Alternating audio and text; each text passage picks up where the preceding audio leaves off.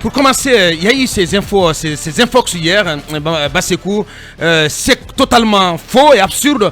La mère de la défunte ex-première dame, Adja Djenekaba, n'est pas décédée du côté de Kankan. Oui, absolument. Il y a des Guinéens qui ont le don de donner de fausses informations.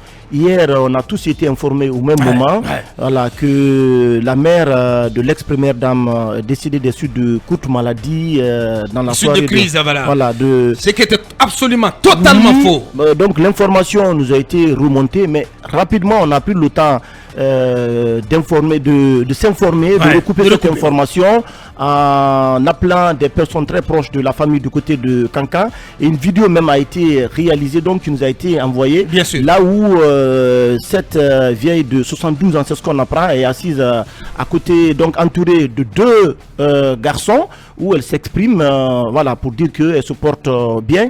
Je pense qu'il faut éviter de distiller de telles informations sur les réseaux sociaux, parce que aussi sur les réseaux sociaux, cette information avait été distillée. Beaucoup de personnes avaient mentionné que voilà, on avait presque tous cru. Oui, on avait tous cru, même dans nos plateformes, l'information avait circulé, mais heureusement on a pris le temps de rattraper cette information. Bon, c'est ça aussi le journalisme, mais de l'autre côté, ce qu'il faut éviter, Aboubacar Diallo, c'est dommage. C'est dommage. Oui, ce sont ces personnes de mauvaise intention. Ça donne à une telle pratique. Oui, c'est très grave, Bassekou. Parce que déjà, c'est une famille qui est durement éprouvée par la mort de l'ex-première dame. Il y a encore des discussions pour que voilà, son corps transite soit par Conakry ou par Bamako. Donc, c'est une famille qui est vraiment éprouvée et qu'on vienne annoncer de telles informations, surtout qui ne sont pas vérifiées. Je pense que c'est très dangereux et les journalistes ont fait leur travail hier en essayant de vérifier rapidement cette information avant de la diffuser. Mais qui a intérêt quand même à distiller de telles informations? C'est vraiment curieux et irresponsable. Je pense qu'en pareille circonstance, il faudrait quand même avoir de la retenue lorsque une famille perd une personne aussi valeureuse comme cette ancienne première dame. Je pense que le minimum c'est de leur apporter compassion, mais c'est de ne pas encore continuer en tout cas à annoncer de mauvaises nouvelles par-ci par-là. Je crois qu'il faut être suffisamment responsable et c'est inhumain. Je ne peux pas comprendre cela, mais je crois que tant mieux, nous on a pu quand même vérifier et recouper l'information. Finalement après on a donc dû comprendre que la dame à travers cette vidéo, est bel et bien en vie et qu'elle est bel et bien en vie. Donc, et qu'elle attend, elle attend dans la douleur et dans la dignité, absolument, le corps, la dépouille de sa bien-aimée fille. Oui, de sa bien-aimée. Donc on attend, heureusement que la vidéo est là. Maintenant je pense que ça va couper court à toutes les rumeurs, à toutes les folles rumeurs. Ces folles rumeurs, voilà. Mamadou Ouri, on a tous suivi ça hier très tard, aux alentours de 23h. C'est très cynique, hein.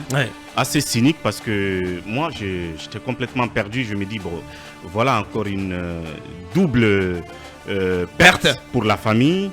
La fille qui meurt. On a vu le choc de sa maman parce que j'ai vu son témoignage et j'ai comme l'impression qu'elle a donné tout le reste de bénédiction, si vous voulez, qu'elle avait en elle pour sa fille, parce qu'on l'a vu, elle a dit que si je suis véritablement sa maman, eh ben, Dieu lui accordera assurément le paradis.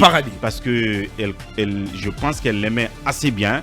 Je pense aussi qu'elles étaient très proches. Et peut-être qu'elle ne supporte pas du tout ce décès-là.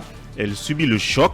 Donc on y avait presque cru en disant qu'elle n'a pas pu le supporter parce que par le passé on a vu dans des familles des gens qui tiennent à leur mari. Souvent ça se passe comme ça, ou une maman qui tient à sa fille, mais il se trouve que c'était tout simplement des infox, des intox, des mauvaises informations. Heureusement, on peut dire Dieu merci, la vieille elle est en vie et que Dieu lui donne encore beaucoup plus d'années à vivre.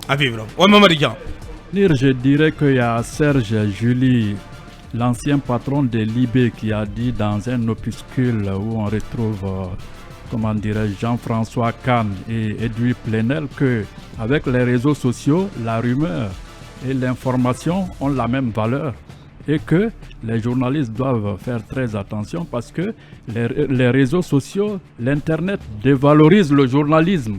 Parce que là, hier on était là tous, on avait cette info et les sites internet et nous autres, on pensait que c'était vrai. Mais le journaliste doit faire un sureffort à aller vers la source pour vérifier, savoir vraiment que c'est du faux. Donc on est à c'est ce qu'on a même essayé de faire à un moment donné en nous rabattant sur des journalistes sur place à Kankan qui ont confirmé l'information sans être allés dans la famille. Et voilà ce qui s'est passé en fait. Très grave. Donc apparemment la rumeur s'était emparée de toute la ville de Kankan.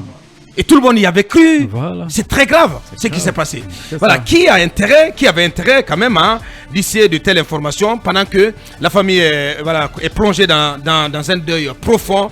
Et voilà. Talibé, tu veux placer un mot? Pour finir, n'oubliez pas aussi que nous sommes dans un environnement où c'est l'ancien parti au pouvoir qui a le dessus, donc les rumeurs et autres. C'est pas quand même l'ancien parti au pouvoir n'est pas une fabrique de rumeurs quand même. Ils sont champions. Hein. Mais non, tu peux pas dire ça. Mais non, c'est pas une fabrique de rumeurs. Non, mais voilà. Talibi, pour clore. On va pas aller plus loin. On va pas aller plus loin. Cette information, moi personnellement, m'a tétanisé. Parce que j'imagine un peu les conséquences que cela aurait engendré. Notamment au niveau national, le choc que chaque Guinéen vivrait, mais aussi le choc que cela constituerait pour Kankan. Parce que déjà Kankan est dans un tourbillon électrico-politique avec des manifestations contre les délestages sur fond un peu d'accusation de manipulation politique. Et ensuite, cette mort de cette grande dame qui survient, une polémique suscitée à la fois par le CNRD et son mari. Oui, on en parle dans un instant. Et tout cela aurait davantage justement incriminé l'attitude des deux partis, c'est-à-dire le CNRD et le camp du président Alpha Condé et du président Arc-en-Ciel, parce que au-delà de la perte de sa fille, elle devait subir justement affreusement la polémique qui a suivi ce décès. Donc heureusement que ce n'est pas le cas, que Dieu donne longue vie, plus longues années à cette maman et pleurer, et que l'on arrête vraiment d'inventer des choses. C'est à la limite cynique et inhumain. Bien, ce n'est pas Lincoln, pour clore. C'est déplorable, hein, c'est cynique ce qui s'est passé. Je ne sais pas quel intérêt avaient ceux-là qui ont fabriqué une telle rumeur. Mais heureusement que tout est vérifié. Aujourd'hui, on n'est pas allé là où on devrait partir suite à cette mauvaise information. Nous souhaitons très longue vie à cette dame qui est éprouvée par ce grand décès. Bien dit. Nos condoléances, encore une fois, nos condoléances renouvelées à la famille Kaba de Kankan, au grand frère, Cheikh Fantamadi du côté du Canada, à Diassara Kaba, la jeune sœur, et voilà, plus globalement, à toute la famille Kaba de Kankan.